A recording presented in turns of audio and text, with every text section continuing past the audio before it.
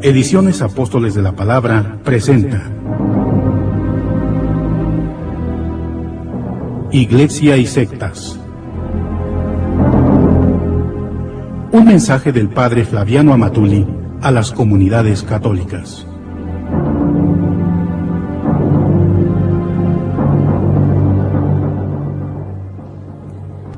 Muchos dicen, ¿por qué no te pasas con nosotros? Nosotros estudiamos la Biblia, no tomamos, no fumamos, nos reunimos seguido para leer la palabra de Dios, hay cursos bíblicos. Según ellos, todo está en la Biblia. En la Biblia se encuentra la salvación. Así que cada uno puede predicar la palabra de Dios, cada uno puede fundar su grupo, su iglesia y predicar la Biblia y encuentra la salvación. Esto no es cierto. Jesús, para que la salvación llegara a todo el mundo, no escribió ninguna Biblia. Si nosotros le preguntamos a un hermano separado, a ver hermano, cuando Jesús dijo, vayan por todo el mundo y prediquen mi evangelio a toda criatura, Marcos 16:15, mi evangelio, ¿qué cosa era? Ellos contestarán, mi evangelio, la Biblia, como si Jesús hubiera repartido Biblias entre sus discípulos y hubiera dicho a todos, hermanos, aquí está la palabra de Dios. Ustedes lean este libro y encontrarán la salvación. Lean este libro y cada quien funde su grupo, su iglesia. Cada quien haga lo que quiera. Lo importante es que tenga la Biblia, aquí está todo. Este concepto es equivocado. Cuando Jesús dijo, vayan por todo el mundo y prediquen el evangelio a toda criatura, lo que dijo es esto. Yo soy el evangelio de Dios. Vayan, hablen de mí, háganme presente a todo el mundo. Y para que esto fuera posible, Jesús fundó la iglesia. Para que la salvación llegara a todo el mundo, Jesús no escribió ninguna Biblia, ningún libro, no escribió nada, sino que fundó una iglesia. A esta iglesia le dio el encargo de llevar el evangelio a todo el mundo. El evangelio es Cristo. Cristo es el evangelio de Dios. Cristo es la buena noticia de Dios. Cristo es el único Salvador, el único Señor. Los que escucharán la palabra de Dios predicada por su iglesia, estos se entregarán a Cristo, estos encontrarán la salvación dentro de la iglesia. Jesús dio los poderes de predicar, de celebrar la cena del Señor, de dar el perdón de los pecados, de guiar al pueblo de Dios a los apóstoles. Una iglesia organizada bajo la guía de los apóstoles y Pedro. Y los apóstoles fueron a predicar, no a escribir, a predicar. ¿Cómo se llamó esta predicación? ¿Cómo se llamó desde un principio este evangelio que los apóstoles predicaron? Se llamó tradición. Tradición no quiere decir costumbres, no, es el evangelio que Jesús transmitió, enseñó, entregó a los apóstoles y los apóstoles recibieron y transmitieron. Primera carta de San Pablo a los Corintios capítulo 15, versículo 3. Lo que yo he recibido, yo lo he transmitido a ustedes. Esta es la tradición. Pablo recibe y transmite. Segunda carta de San Pablo a Timoteo capítulo 2 versículo 2. Lo que yo enseñé a ti en presencia de muchos testigos, tú enséñalo a otros que merecen confianza. Y estos enseñen a los demás. Esta es la tradición. Esto hicieron los apóstoles. Segunda Tesalonicenses capítulo 2 versículo 15. Guarden las tradiciones, dice San Pablo, que han recibido de nosotros de viva voz o por escrito. Al principio era pura tradición hablada, oral, y después algo se escribió. Pasaron los años y algunos escritos que presentaban el evangelio de Cristo, escritos tradicionales de la tradición, fueron considerados sagrados. Pero ¿quiénes fueron los que consideraron sagrados estos escritos? Precisamente las comunidades cristianas. Y por fin, el año 397, en el concilio de Hipona y de Cartago, los obispos hicieron la lista de estos libros considerados como sagrados. Así que Primero está la iglesia. Jesús funda la iglesia.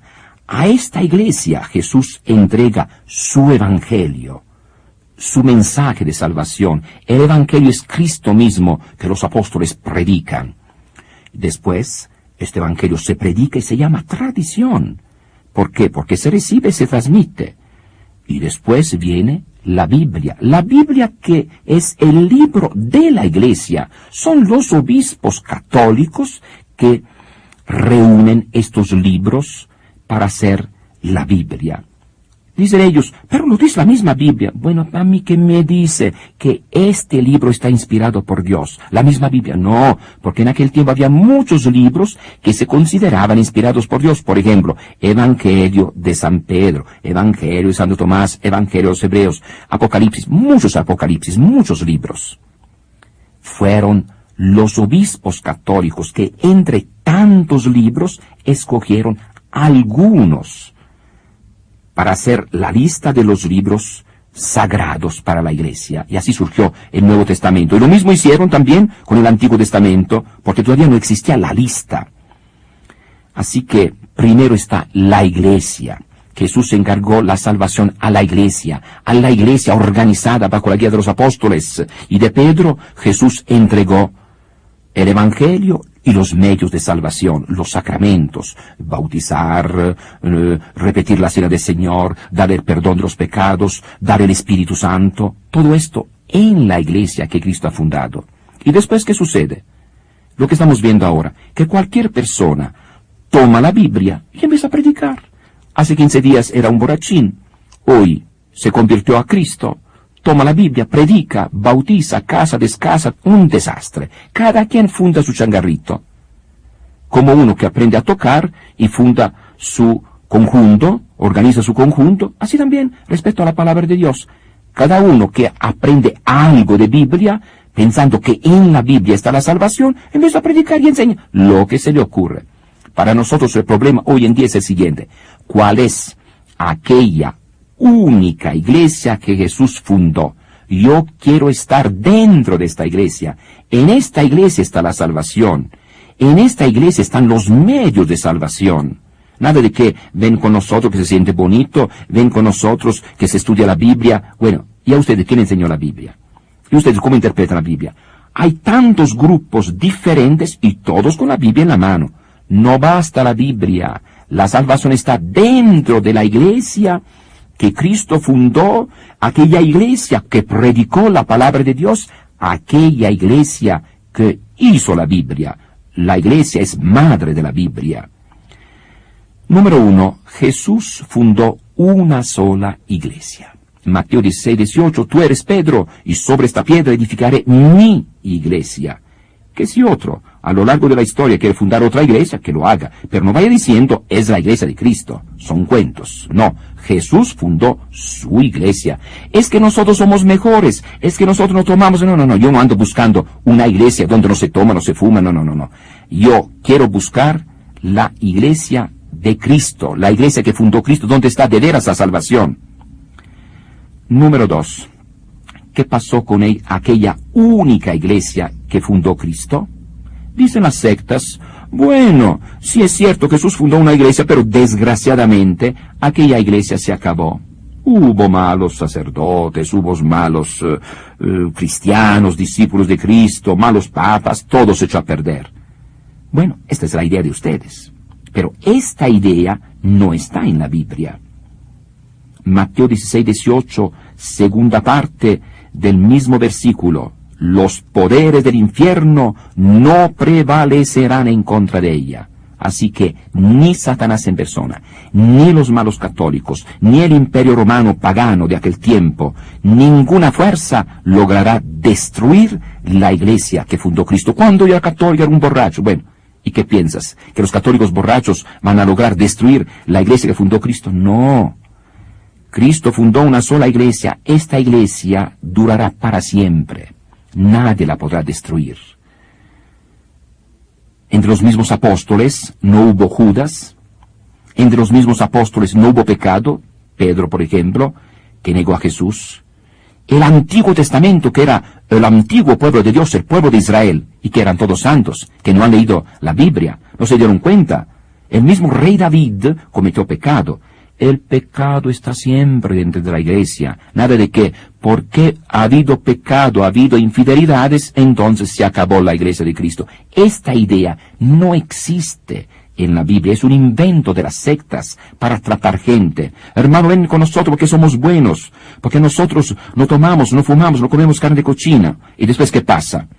Que hay gente que se pasa toda la vida dando vuelta de una secta a la otra. ¿Por qué? Porque después de algún tiempo descubre que también en aquel nuevo grupo religioso encontró pecado, encontró infidelidad.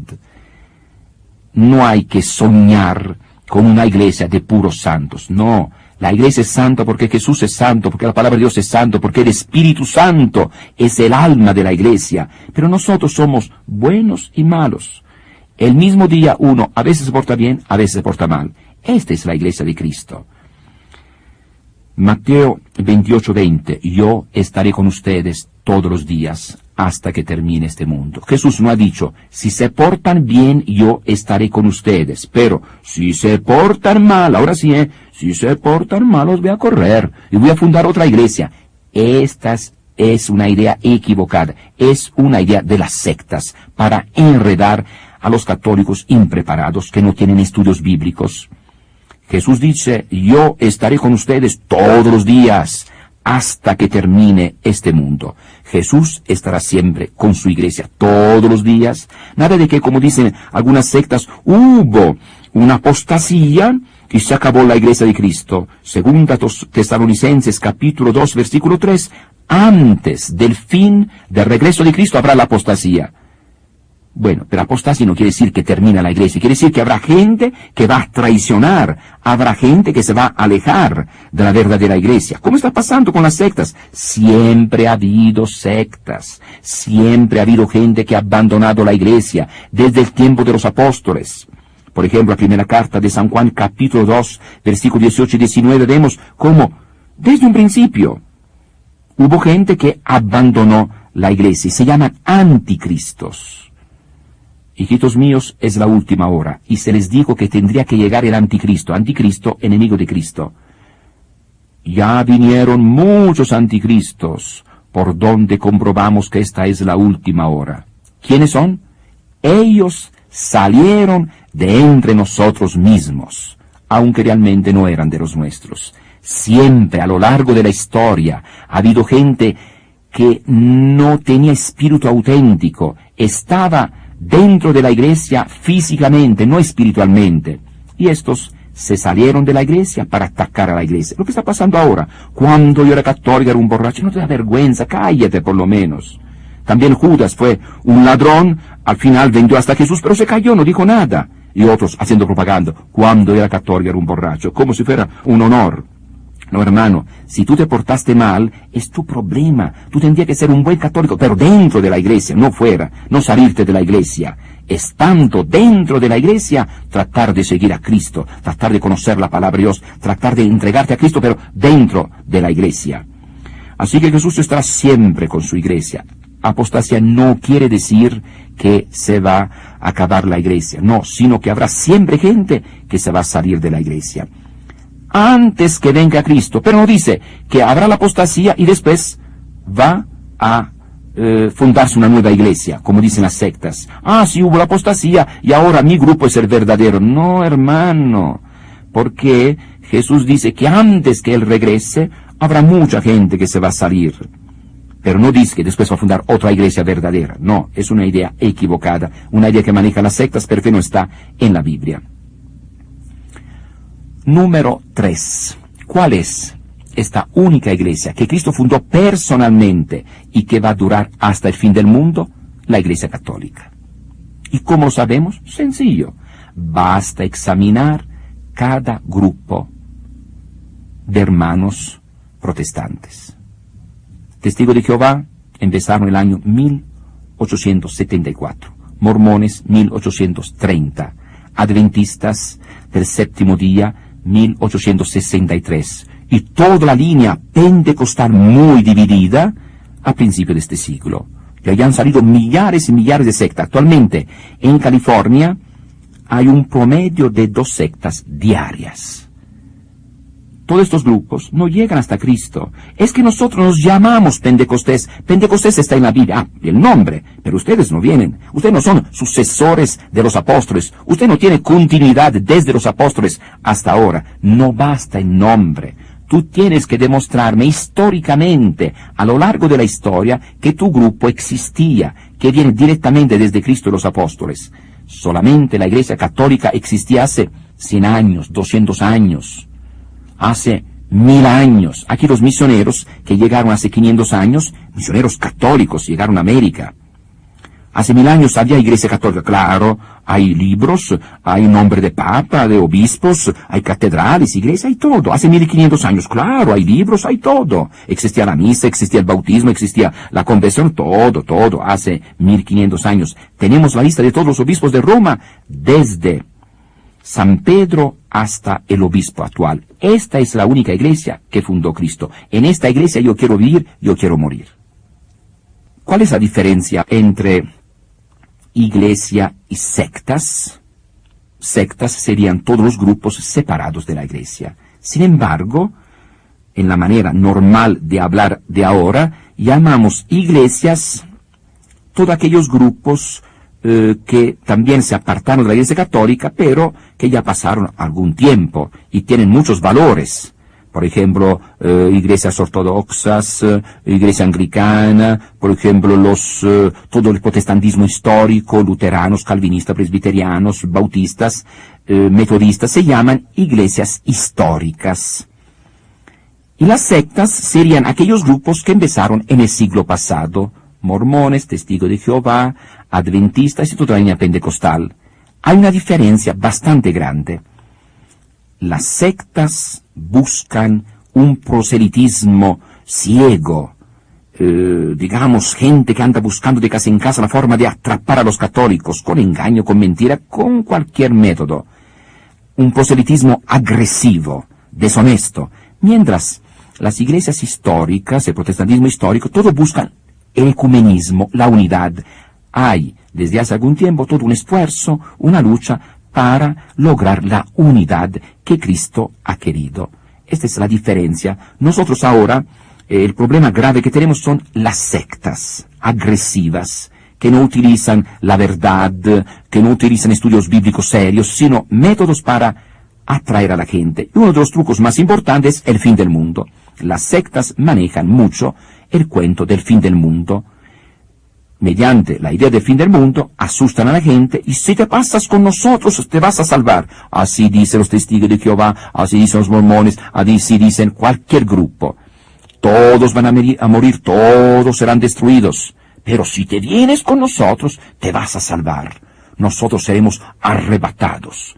Pero solamente los de mi grupo, los demás no, los demás serán condenados. Y los testigos de Jehová dicen, nosotros nos vamos a quedar en el paraíso aquí en la tierra, y todos los demás destruidos. Esto es el sectarismo, esta forma agresiva, deshonesta de atacar, de destruir, para aumentar el propio grupo. Y claro, aumentando el grupo, poder vivir de esto. Y por eso mucha gente se mete en las sectas para poder vivir del diezmo, de la limosna, ofrenda, primicias. Es un sistema para poder vivir, para poder ser importantes. Causas. ¿Por qué? Si la Iglesia Católica es la única iglesia que Cristo ha fundado, ¿por qué entonces hay tantos que se salen de la Iglesia Católica? Número 1. Los tiempos han cambiado. La fe de los católicos es una fe tradicional que se transmite de padre en hijo. Ahora la televisión, el radio, la escuela, muchos dejan México y van a Estados Unidos, muchos van a la periferia de las ciudades. Bueno, los tiempos han cambiado. Los padres no logran transmitir los valores a los hijos. Este es el problema fundamental, por el cual la crisis económica ha engendrado una crisis social. Mucha gente que ha dejado el campo, que ha dejado su familia, se siente aislada, se sienta sin un sentido a la vida, no sabe qué hacer. Entonces se presentan las sectas, en este momento de confusión. Otra causa, la Iglesia Católica, con el Concilio Ecuménico Vaticano II, 1962-1965, ha decidido ponerse en favor de los pobres. Y entonces, algunos gobiernos, algunas personas han decidido apoyar a las sectas para poder disminuir el influjo católico, dividir a los pobres. Para estas personas, la Biblia predicada por las sectas es como una droga para adormecer la conciencia de los pobres, para dividir las familias, para dividir los pueblos. Uno se va en un grupo, otro grupo, y todos alabando a Dios, todos cantando. Uno está enfermo, ¿qué hay que hacer? Hospitales, clínicas. No, dicen los de las sectas. Cuando uno está enfermo, lo que hay que hacer es orar, orar. Y de esta forma están haciendo el juego de muchos gobiernos, de los capitalistas, de la gente, digamos, que no tiene ningún amor hacia los pobres. Que los pobres, mediante las sectas, mediante la Biblia predicada por las sectas, se puedan enredar, se puedan confundir, se pueda adormecer su conciencia. Otra causa, la Iglesia Católica tiene un sistema pastoral atrasado, centrado en el clero. Todo tiene que hacer el sacerdote. Bautismos, matrimonios, predicación, visitar familias, pero hay pocos sacerdotes, no pueden, y por eso mucha gente abandonada. ¿Qué hay que hacer entonces? Cambiar de sistema. Necesitamos métodos nuevos. Necesitamos tener laicos preparados, laicos que sean verdaderos colaboradores de los sacerdotes, y todos juntos ayudarnos para conocer más a Cristo y para vivir nuestra fe auténtica dentro de la Iglesia Católica. Mateo 16, 18. Más claro no puede ser.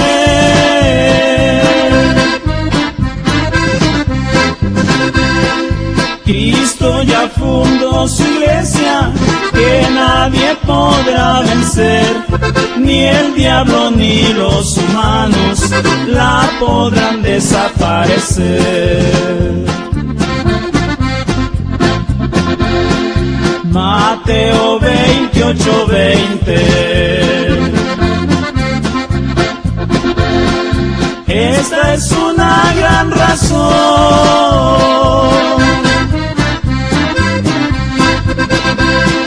Yo estaré con ustedes hasta la consumación, aunque algunos me sean infieles, pues por lo menos yo no. Ahora dicen los expertos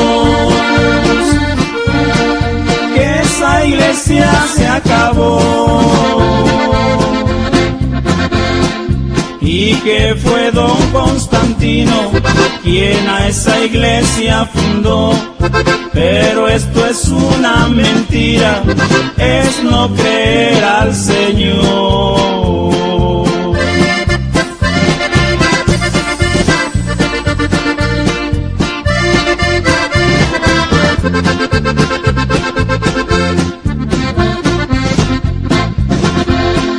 Al decir que se acabó, toman una decisión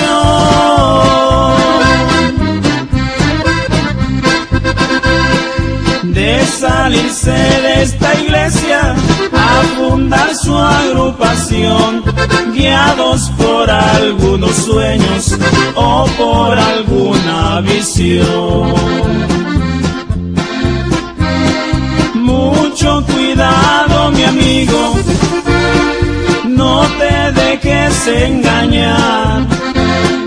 Y si ya estás confundido, acércate a la verdad, que la iglesia que te digo, presente en el mundo está.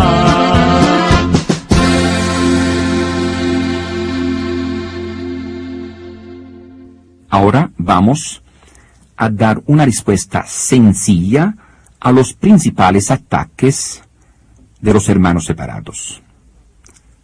Animales impuros. Según los hermanos separados, está prohibido comer la carne de ciertos animales. Lo dice la Biblia y citan Levítico capítulo 11. Respuesta: se trata de una prohibición que se encuentra en el Antiguo Testamento, Nosotros estamos en el Nuevo Testamento, no es lo mismo, no hay que confundir las cosas. Escuchen y entiendan, lo que entra por la boca no hace impuro al hombre, pero lo que sale de su boca, eso mancha al hombre. Mateo 15, versículo 11. El reino de Dios no es cuestión de comida o bebida, Romanos 14, 17. Que nadie los venga a criticar por lo que comen o beben, Colosenses 2, 16. Y ellos están siempre criticando. ¿Y por qué comen esto? ¿Y por qué comen chicharrón? ¿Y por qué comen otra cosa? No, es una mentalidad equivocada. Que nadie los venga a criticar por lo que comen o beben. Colosenses 2, 16. Todo lo que Dios ha creado es bueno, y ningún alimento está prohibido. 1 Timoteo 4, 4. Anticristo. Dicen los hermanos separados, el Papa es el anticristo. No es cierto.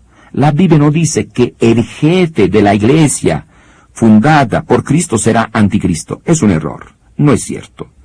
Encontramos precisamente la respuesta en Primera Carta de San Juan, capítulo 2, versículos 18 y 19. Allá se dice que los anticristos son los que se salen de la iglesia de Cristo y están en contra de ella. En este caso, las sectas. Las sectas están realizando el papel de anticristo. Apocalipsis, según muchos hermanos separados, el Apocalipsis estaría en contra de la iglesia. No es cierto, el Apocalipsis no está en contra de la iglesia. Está presentando precisamente la lucha de los poderes del infierno en contra de la iglesia. El mismo San Juan estaba preso, habían matado a San Pedro, a los cristianos. Se está hablando de Roma pagana. Esta Roma pagana es la Babilonia, la prostituta, en contra de la iglesia que Cristo ha fundado. Otro tema que mencionan mucho los protestantes es el bautismo. ¿Por qué ustedes católicos bautizan a los niños? Los niños no tienen pecado. Bueno, número uno, los niños tienen el pecado original. ¿Cuándo para empezar? En pecado me concibió mi madre, Salmo 51, versículo 5. Un solo hombre pecó y todos los hombres fueron constituidos pecadores, Romanos 5, 19. Así que, tanto para empezar, el niño tiene pecado. Precisamente, Martín Lutero exageró la fuerza de este pecado. Todo el protestantismo tiene como base un concepto equivocado del pecado original. Para Martín Lutero es tan grave el pecado original que nunca se puede quitar en una forma absoluta. El pecado es algo realmente metido en el hombre y aquí absolutamente no hay ningún método, ni bautismo, ni nada para quitarlo. Así que el niño tiene pecado y se quita el pecado. Y después otra cosa, el bautismo no sirve solamente para quitar el pecado. El bautismo también da el Espíritu Santo. Encontramos también el ejemplo de Jesús. Jesús de por sí tenía el Espíritu Santo, de por sí no tenía pecado y se bautizó. Pero en el bautismo recibió la plenitud del Espíritu Santo. No es que no tenía el Espíritu Santo, pero en aquel momento tuvo una gran experiencia del Espíritu Santo. En el bautismo está presente el Espíritu Santo. Es el Espíritu Santo que quita el pecado. Es el Espíritu Santo que fortalece. El que no renace del agua y del Espíritu no puede entrar en el reino de Dios. Juan 3:5. El agua señal del Espíritu. Así que en el bautismo recibimos el Espíritu Santo. Y el niño no tiene el Espíritu Santo por nacimiento, sino mediante el bautismo. Dicen también, pero es que los papás los llevan a los niños, pero el niño de por sí no pide el bautismo, no tiene fe. Bueno, vamos a ver qué dice la Biblia. Hechos 16:31. Ten fe en el Señor Jesús y te salvarás tú y tu familia. Así dice San Pablo al carcelero. No dice, tú ten fe y te salvarás tú. Después vamos a ver cada uno de la familia. No, la fe del padre de familia es suficiente para que todos reciban el bautismo. En aquel caso, Hechos 16:33, toda la familia recibió el bautismo. Todos, quiere decir grandes, chiquitos, esclavos, servidores. Esta era la familia según el sistema romano.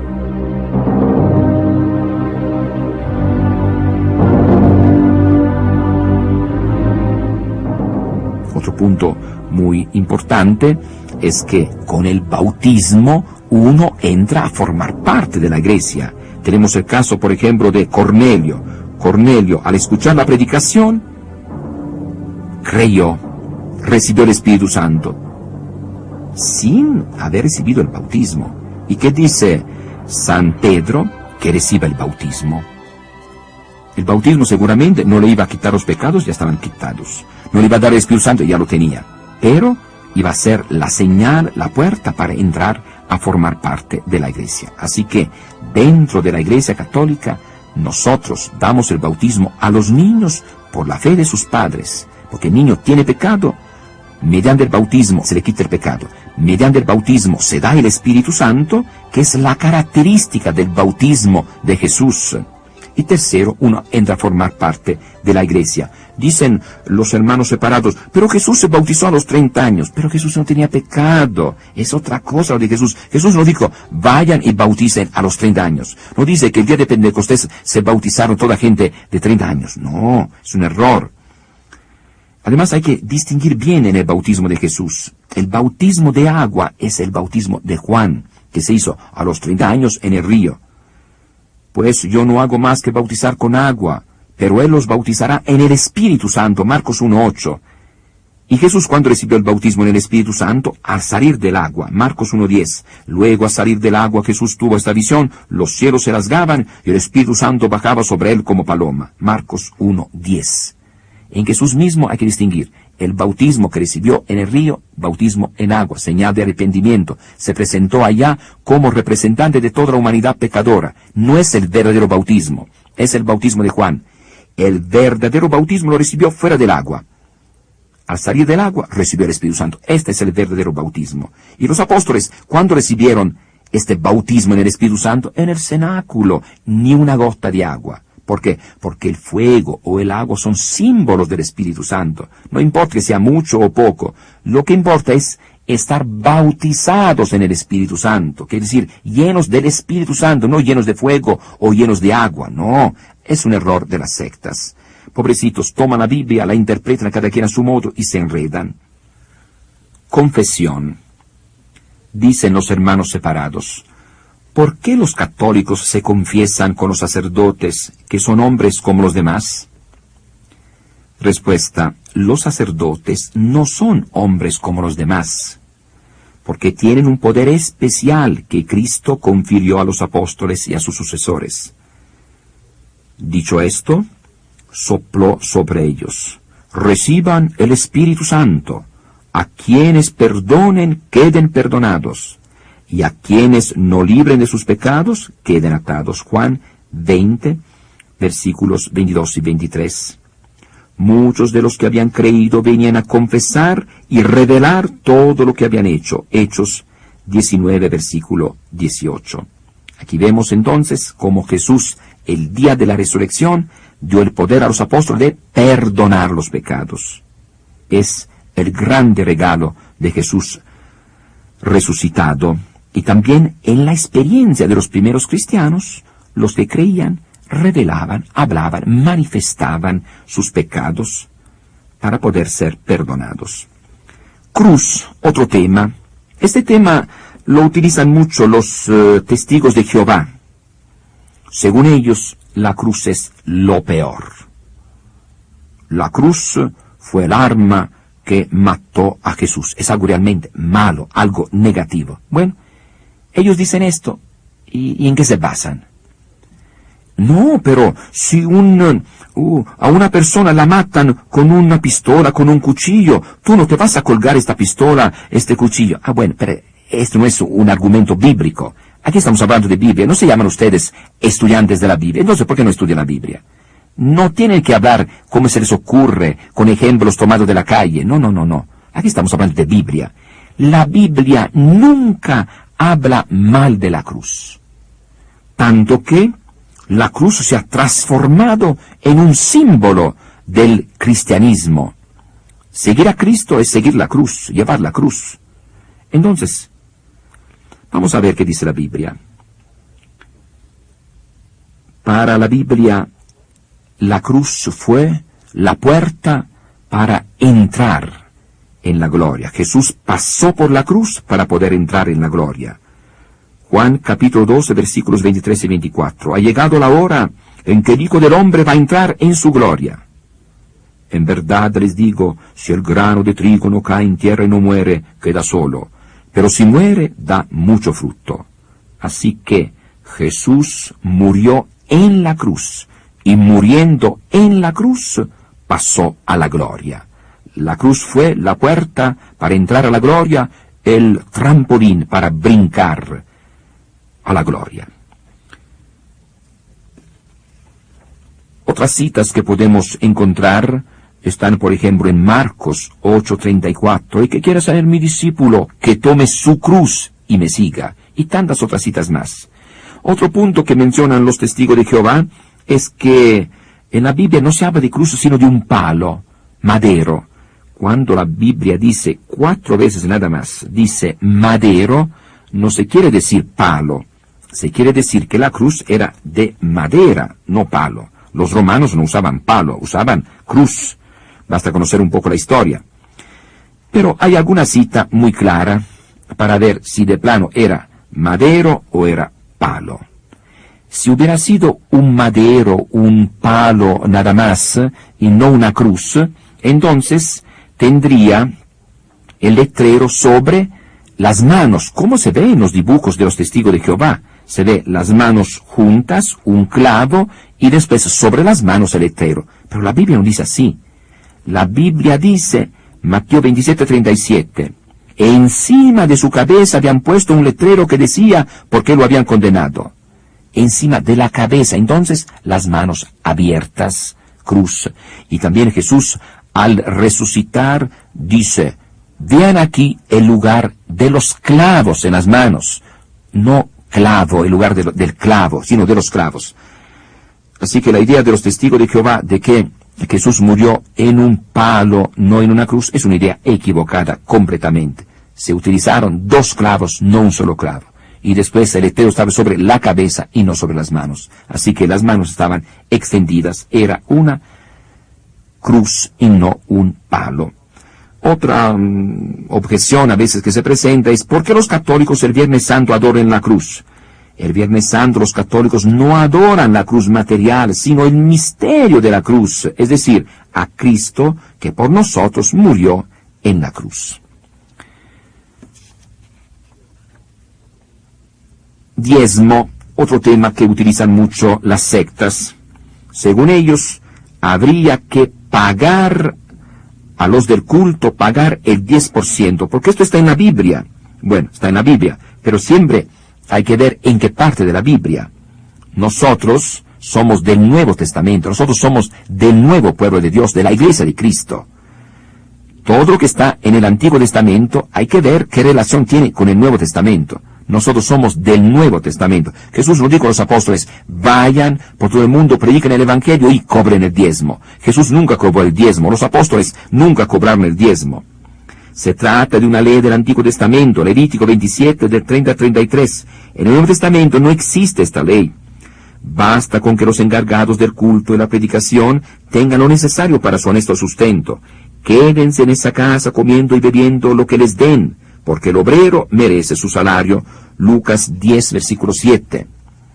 Todos los creyentes vivían unidos y compartían todo cuanto tenían, vendían sus bienes y propiedades y se repartían de acuerdo a lo que cada uno de ellos necesitaba. Hechos 2, versículos 44-45. No se dice que entregaban el 10% a los apóstoles y ellos hacían lo que les daba la gana. No, todos juntos, la comunidad. Los que tenían más dinero, más casas, vendían y entregaban a los apóstoles para repartir a todos, especialmente a las viudas, a los pobres. Algunos también dicen que en la Iglesia Católica existe el diezmo. No, existe la palabra diezmo, pero no quiere decir que hay que pagar el 10%. Se trata de una colaboración voluntaria, por lo general un día de trabajo al año. Esto es en la Iglesia Católica. Dios, otro tema muy importante sobre Dios. Dicen los testigos de Jehová, no existe la Trinidad. Hay un solo Dios y nada más. ¿Dónde la Biblia dice la palabra Trinidad? Aquí el problema no es la palabra. El problema es la idea, el concepto, la verdad. Y esta verdad está claramente en la Biblia.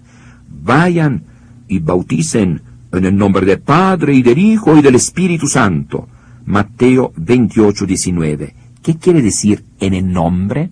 Con la autoridad, con el poder.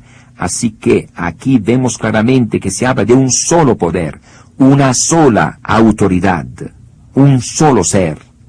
Vayan y bauticen en el nombre. No quiere decir que hay que decir la palabra Padre, Hijo, Espíritu Santo. No, en nombre, no quiere decir esto. Cuando yo digo, vengo en nombre del gobernador, ¿qué quiere decir? Vengo con la autoridad, vengo representando.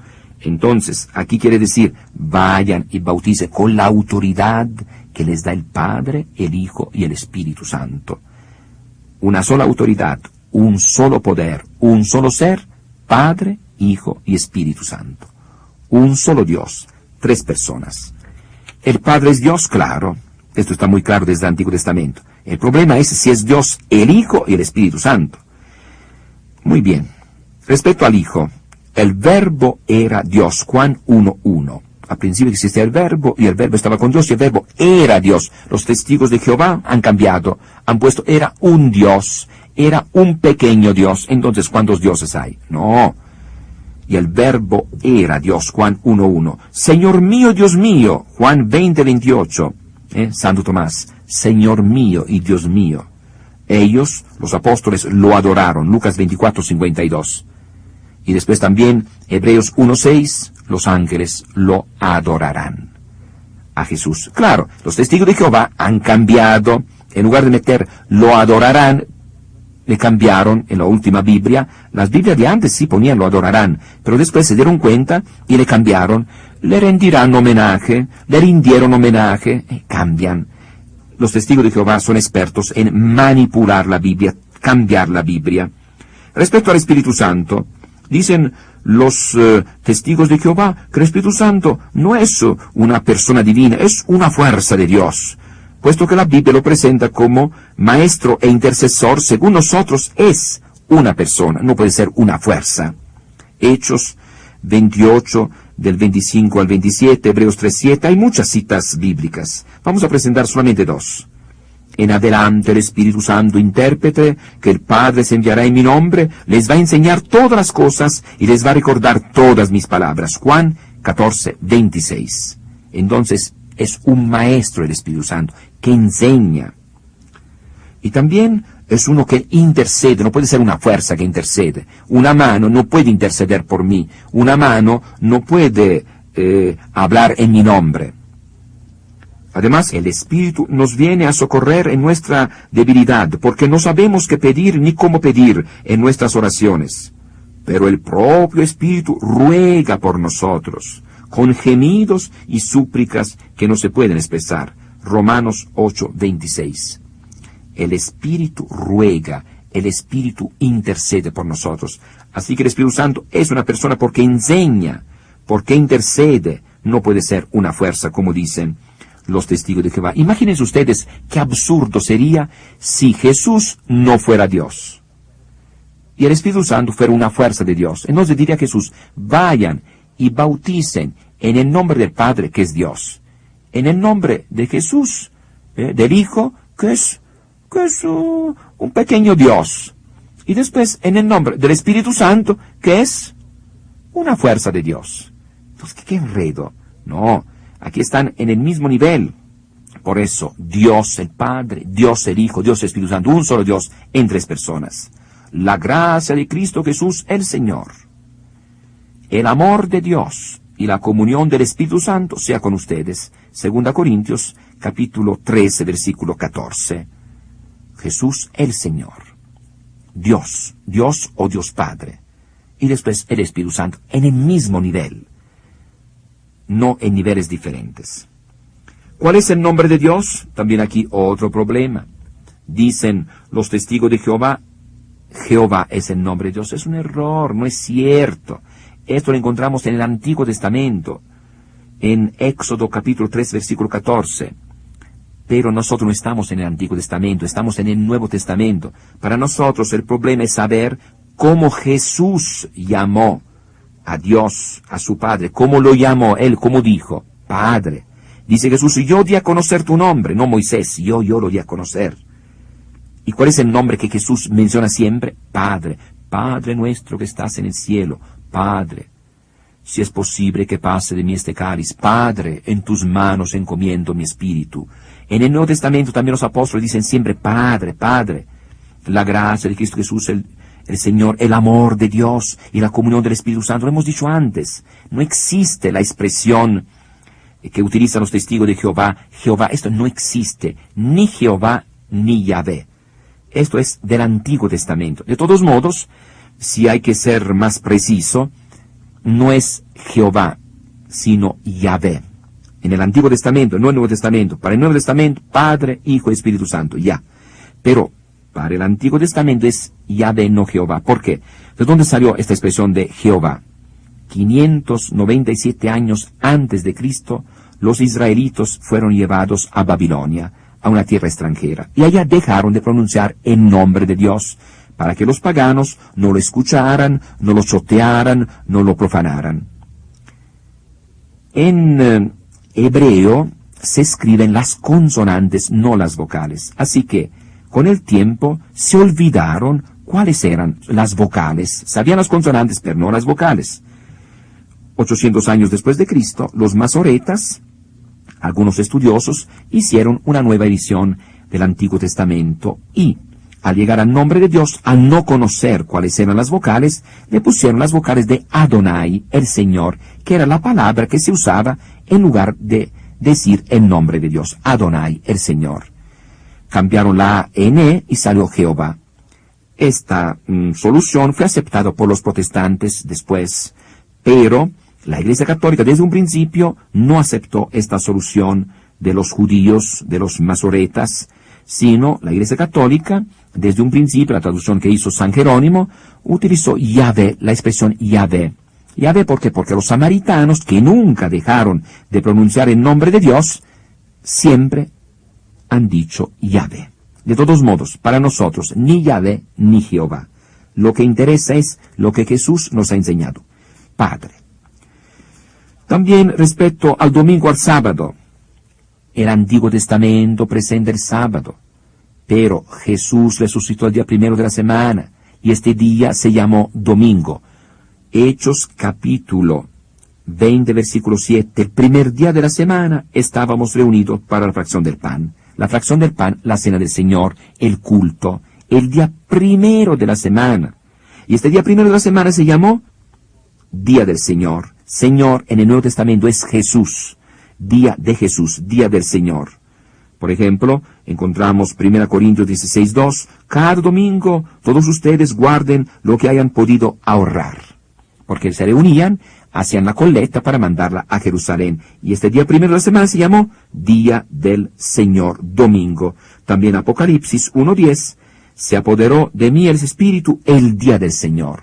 En el Nuevo Testamento, después de la muerte de Cristo, ya se habla del día del Señor, que es el día primero de la semana. Y San Pablo corta por lo sano. Colosenses 2:16, por eso que nadie los venga a criticar por lo que comen y beben, o por no respetar fiestas, lunas nuevas o el día sábado. El día sábado ya no existe. Los primeros cristianos, viviendo los apóstoles, esto está ya en la Biblia, ya dejaron el sábado para hacer día de fiesta, para realizar el culto, el día primero de la semana, que se llamó Día del Señor. Muchos temas más utilizan las sectas para confundir al católico. Por ejemplo, hermanos de Jesús. Dice, María tuvo muchos hijos. La Biblia dice, los hermanos de Jesús. Pero hermanos de Jesús, no hijos de María. No hay que hacer confusión.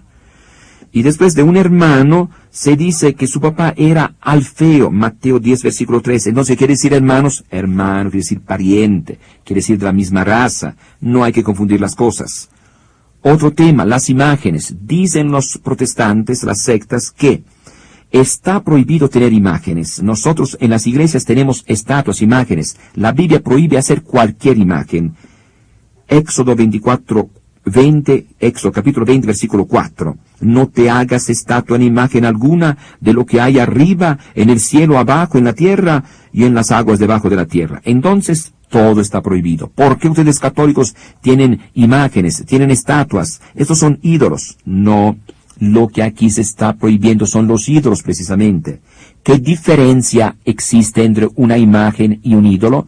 Un ídolo es un dios de piedra, de madera. Este es un ídolo.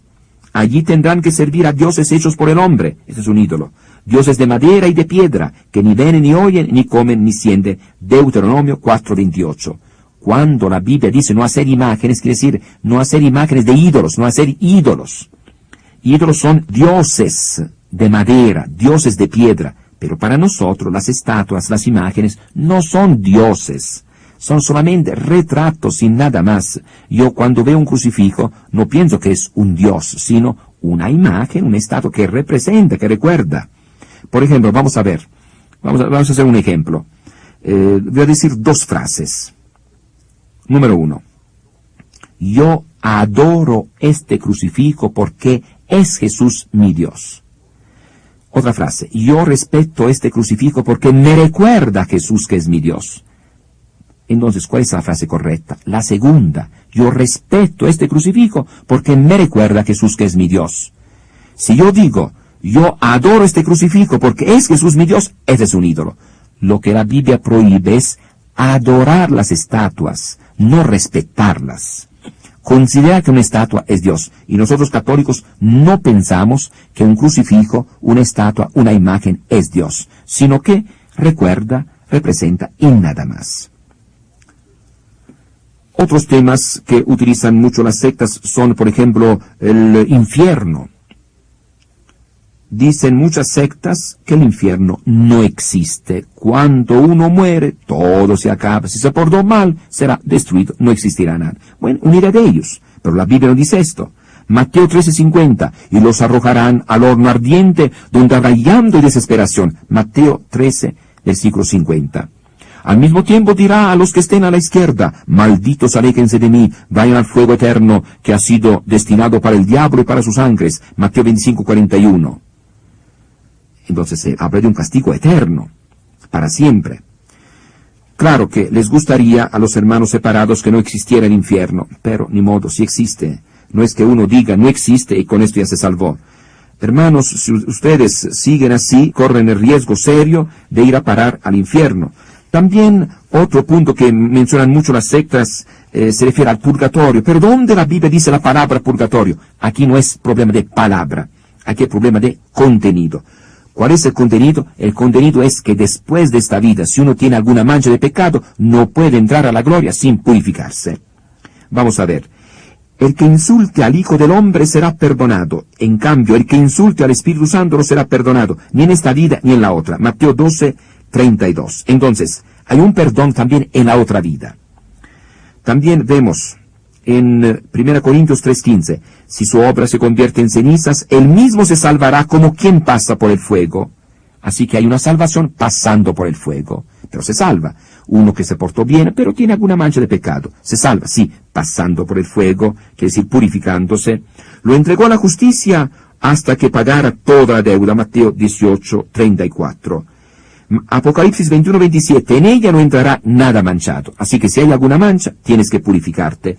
O te purificas en este mundo, o después de la muerte, pero tienes que purificarte. Esto llamamos purgatorio. Purgatorio quiere decir purificación, no quiere decir un lugar especial donde hay fuego. No sabemos cómo es esta purificación, pero es un sufrimiento. Y mediante el sufrimiento logramos la purificación. Y con esto hemos visto algunos puntos, algunos ataques, los principales ataques de las sectas, para que tú no te dejes atrapar, no te dejes engañar. Así que, hermano, trata de reflexionar. Cuando los hermanos separados te buscan, tratan de confundirte, tú no te dejes engañar. Medita, reflexiona. Puedes encontrar la salvación acercándote a tu iglesia. La salvación está en la única iglesia que fundó Cristo. Si muchos se dejaron engañar, se dejaron atrapar, fue porque no sabían que Jesús había fundado una sola iglesia y que esta iglesia es la Iglesia Católica.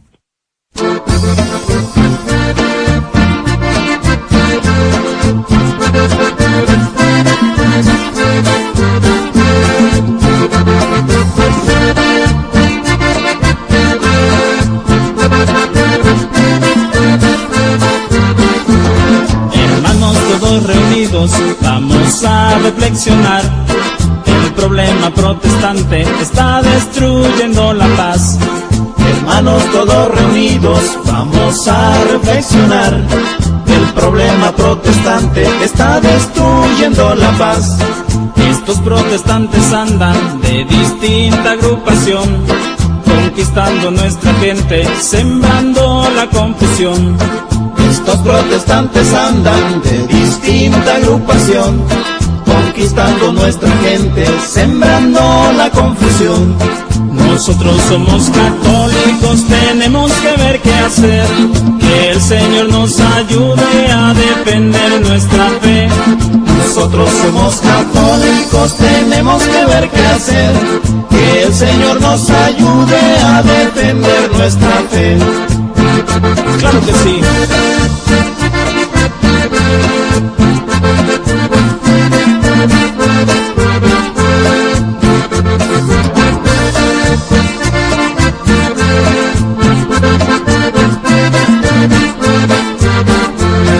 Hay una sola iglesia y es la que Cristo fundó. En el apóstol San Pedro y a él se le encomendó. Hay una sola iglesia y es la que Cristo fundó. En el apóstol San Pedro y a él se le encomendó.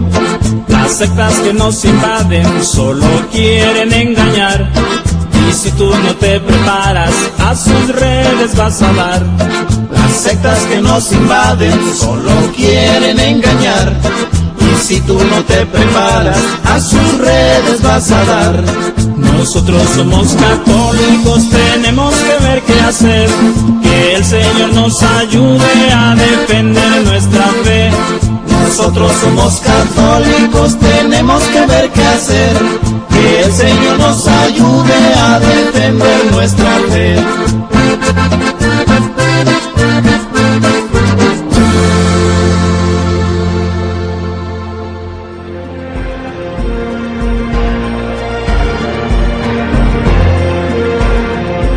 Si de veras amas a tus hermanos que se encuentran en peligro de perder su fe a causa de los ataques de las sectas, haz por lo menos una copia de esta grabación y regálala a otra persona para que siga haciendo lo mismo. Será una cadena de amor en defensa de nuestra fe católica. Además, contamos con mucho material para profundizar estos temas: cassettes, CDs y DVDs de conferencias, cassettes y CDs de cantos, libros y folletos, etc.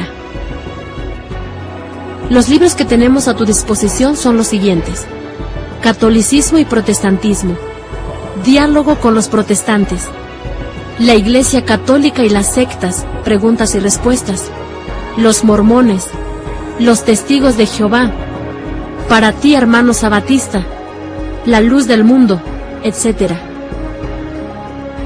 Ojalá que tú también puedas profundizar sobre estos temas e integrarte más a la Iglesia Católica, donde existe la plenitud de la salvación, y puedas ayudar a otros hermanos para que se acerquen a esta iglesia fundada por Cristo. Si deseas más información o solicitar nuestro material, háblanos o escríbenos a Apóstoles de la Palabra, Melchor Ocampo número 20, Colonia Jacarandas, código postal 09280, Delegación Iztapalapa, México, DF. Teléfono y fax 55 56 42 95 84. Si vives fuera de la República Mexicana, puedes acudir a las siguientes direcciones: Estados Unidos de América, 168 Cone Avenue, Merced, California, 95340, USA, teléfono 209-385-0795. Guatemala, 15 Avenida 1-53, Colonia La Barreda, Zona 18, Guatemala, Centroamérica. Teléfono y fax 00502 22 58 13 25. Honduras, Sector J, Bloque 10, calle Omoa, casa sin número, Colonia Izaguirre, Tegucigalpa. Celular 00504 208 5572. Celular 00504 362 8431. El Salvador, final de la calle Lara, casa 7, Avenida Los Narcisos, Colonia Santa Carlota, Barrio San Jacinto, San Salvador. Teléfono y fax 00503 2270 5050.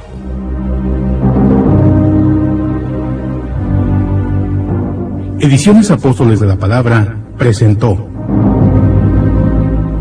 Iglesia y sectas. Un mensaje del padre Flaviano Amatuli a las comunidades católicas.